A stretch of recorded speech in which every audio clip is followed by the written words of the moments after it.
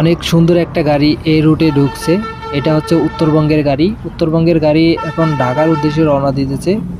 রাস্তায় খুব জ্যাম থাকলে এই রুটে চলে আসে।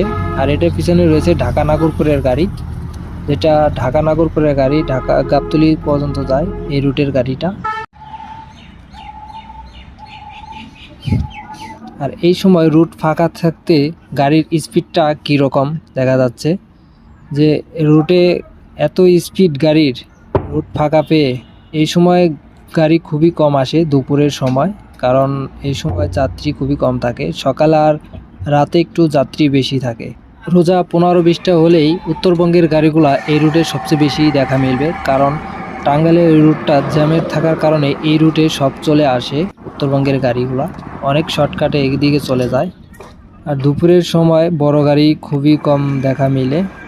মির্জাপুর থেকে টাঙ্গাইলের রুটটা অনেক জ্যাম থাকে, জ্যামের কারণে এই রুটে সব চলে আসে।